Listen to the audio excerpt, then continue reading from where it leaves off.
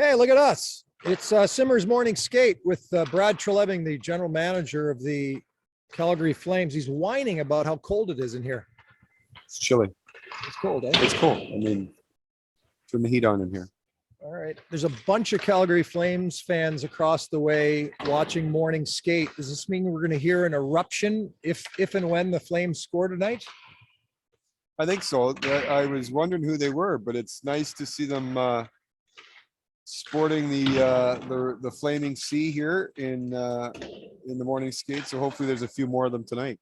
Now there's full attendance here, right? Yes. So we're still at 50%. So hopefully some fans can scoot over the Rockies here, because then they can get into the full building. So just how over COVID are you in terms of just the whole thing and just sick of it? And I know you had it like everybody else. Yeah, I mean, I think everybody's the same, right? It's unfortunately it's part of all of our lives here, but it seems like it has been Groundhog Day here for a couple of years. But hopefully now with restrictions, I think, starting to ease up in areas, you're hopeful that we're going to get on the other side of it. You're cautious to say that because we've seen different waves come and go, but hopefully we still understand how serious this is, and we want to make sure everybody stays healthy. But hopefully we're making the turn for the clubhouse turn, as they say. Is Alberta going to be 100% in March? That's the plan. Yeah. By the end of the month, I think we've got one more game at home on Saturday, and then after that we should be full house. How does an NHL hockey team win 10 games in a row in the 2021-22 NHL season? Well, it's funny, Simmer, really, we haven't really focused on it. Our team's played some really good hockey.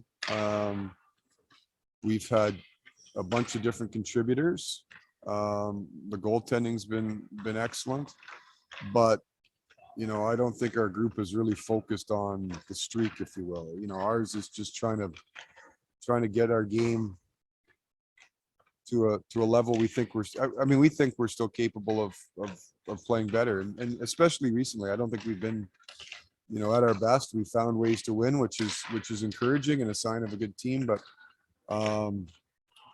it's we'll take the points. We know we have a long way to go here. There's lots of season left, but I've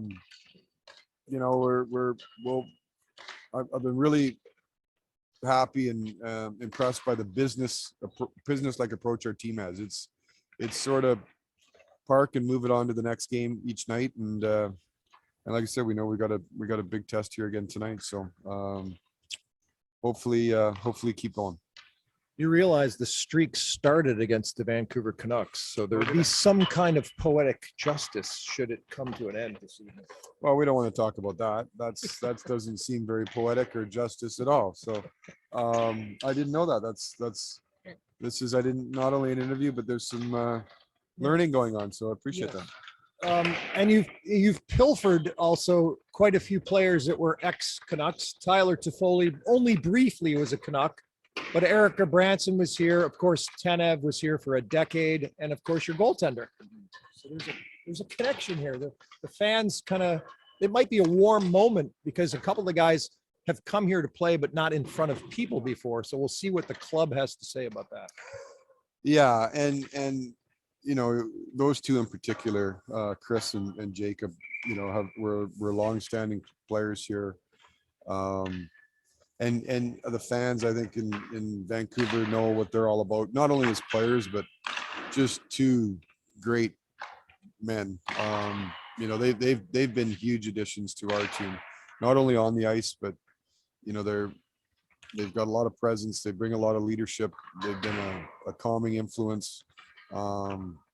They've been important people from the day that they got here. So yeah, one of the strange things last year is they came back. We similar to us, we had a couple players that played in Calgary for some time, went on to other places and came back last year, and there's no fans. So although it's not the first time back, I think it's in some ways, maybe the more memorable return when you've got people in the building, and I'm sure they'll recognize them appropriately. Why don't they give you a welcome back video? I mean, you're a Penticton kid. You went to high school in Tawasin. They should have a little Brad Treliving video every time you come back. The incessant booing would probably be. You need to. You're like me with the glasses. Are those cheaters or regular? These are regular progressives. Progressive, okay. Because you're like me. Like I'm looking at them from this angle. They're a mess. Like you got your fingers all up. You never wipe them. I don't even know how you can see right. How do you even see out? They're a disaster. I mean, I come on your show here, and now you're going to abuse me because of my glasses. Well, I got my gloves on. It's minus 20 in the building here. Are those Kyle? Those are almost Kyle Dumas like. Well, yeah, these are from the Kyle Dubas collection. I phoned Kyle and said, "Could I get a pair of the glasses?" A lot of people wearing his sort of glasses after he showed up, which is weird because his team can't get past the first. I didn't know that these were called the Kyle glasses. But yes, no, I don't think they actually are. You actually hired. I don't find this controversial at all, but you hired Bob Murray as a scout at what 3-4 months after he was poo-pooed down in Anaheim. I mean, the people go through adjustments and change and ready to go, right? Yeah, I know Bob a long time, and certainly it was a serious situation when he stepped down and left Anaheim. Bob was battling and is battling his alcoholism. And is doing really well. It's not to say, and Bob would be the first to tell you that he's made some mistakes, but I really do believe in talking to him the last little while. Number one is making sure he's in a good spot and his recovery is going well. But I do believe, and it's sometimes hard in today's world that, when a guy's down, it's easy to throw a rock. To me, sometimes harder to give him a hand and help him back up.